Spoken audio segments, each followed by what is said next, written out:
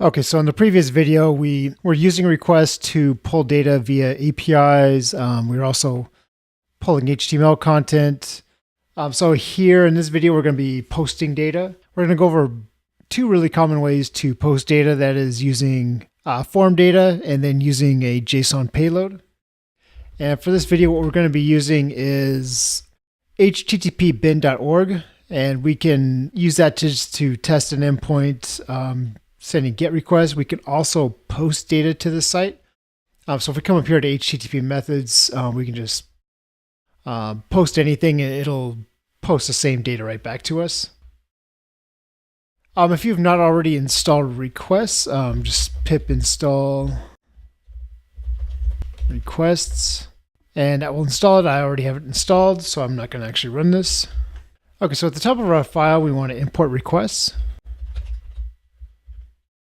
And now we can set up our URL. We'll save that to a variable called URL.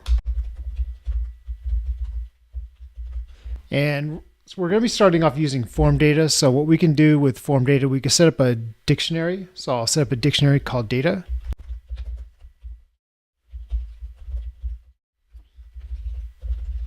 And now we can set up a new variable for our request response. So we want requests.post. And the first parameter is going to be the URL, followed by the data that we're posting. And we just go ahead and print our response. And this is going to give us a response object.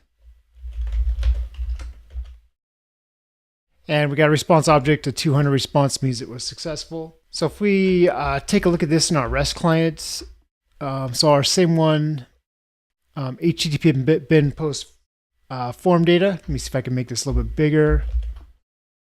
Yeah, it looks like Insomnia REST client. I cannot make it any bigger than what it is, unfortunately. But here's our endpoint, http://bin.org/post, and then our form data, our key value pairs. And it's going to give us a JSON response. So if I click send, this is what it gives us back in return. After you recall from the first request video, request has a built-in JSON decoder. So we can set up a new variable and we'll call it result.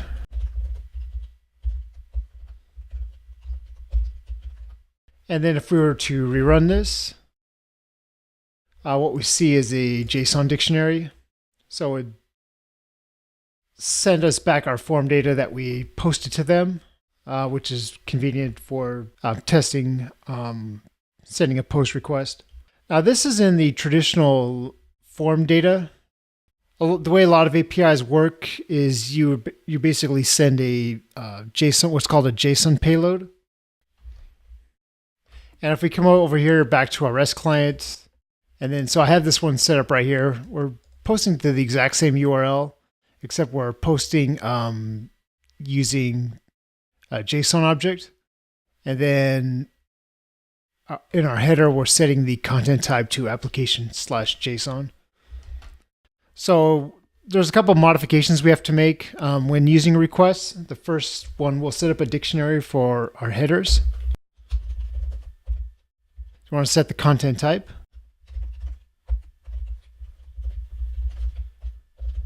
And the data we can just leave the same. So inside here, what is expecting normally is a dictionary if we're posting form data. But for this, we have to import the built-in JSON library.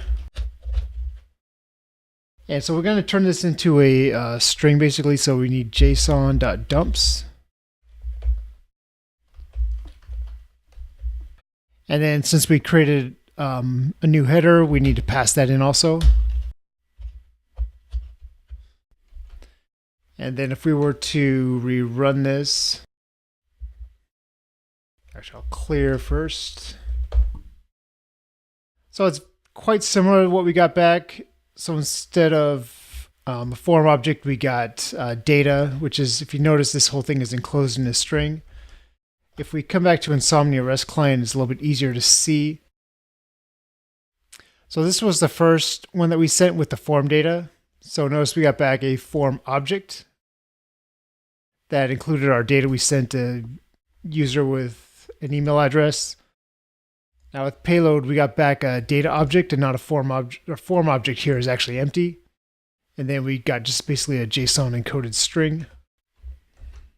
And since we set these headers right here, we can get the headers that we originally set through requests.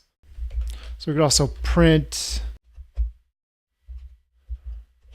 result.request. And there's a request.headers. And if we were to rerun that,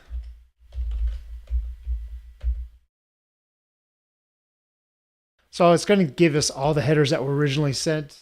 So this is the one we set manually, content type application/JSON. So by default, it's going to set a user agent of Python requests. And if you're going to be scraping a lot of APIs or a lot of pages from a single website, there's times where you want to change the user agent. And so we can do that here if we wanted. And we'll just call this Mozilla.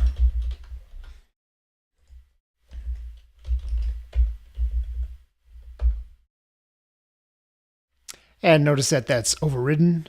So it's not using the default any longer. And one final thing that needs to be covered is using sessions. And I'm going to go over the reason why you'd want to do this.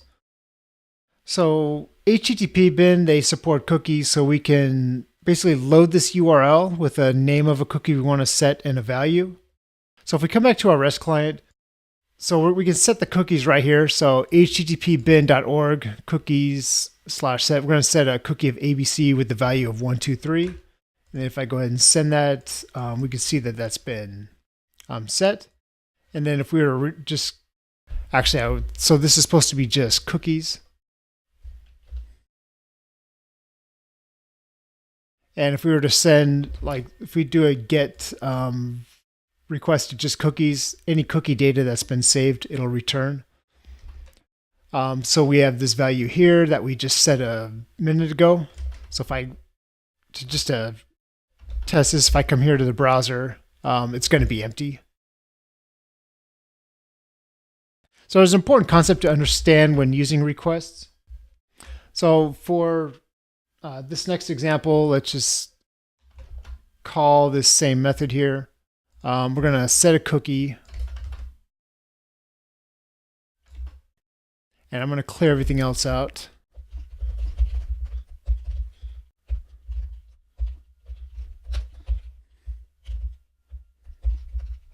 And we're going to call the text property. We're just going to get the text value back. And then I'm going to send a second request just to get our cookies. And I'm going to copy most of this. I'm going to print the same item since we're reusing the variable name.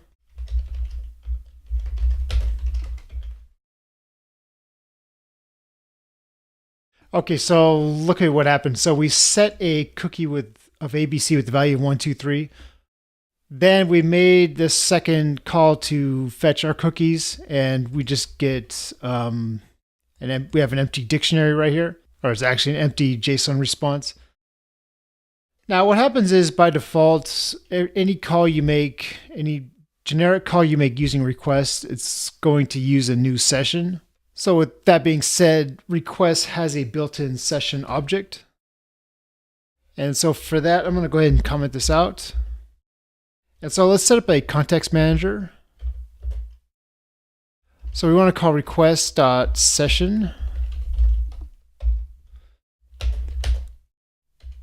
And we'll set that to a variable s within this block. So anything we do in this block is going to pertain to the same session. So let's set up a new variable.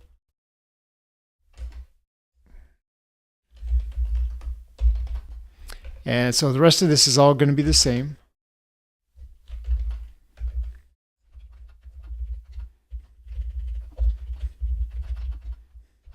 And then now if I rerun that, it should save. Yeah, so it's saved the cookie. So this is an important concept to understand because you might be using requests in a manner where you have to go through a login page. Let's say you have to make a post to some login URL. And then that starts a session, and you have to save the session cookie for any subsequent request that you make. So using session for something like this is absolutely necessary. Otherwise, if the API that you're using is locked down, you're not going to be able to access it unless you set up a session.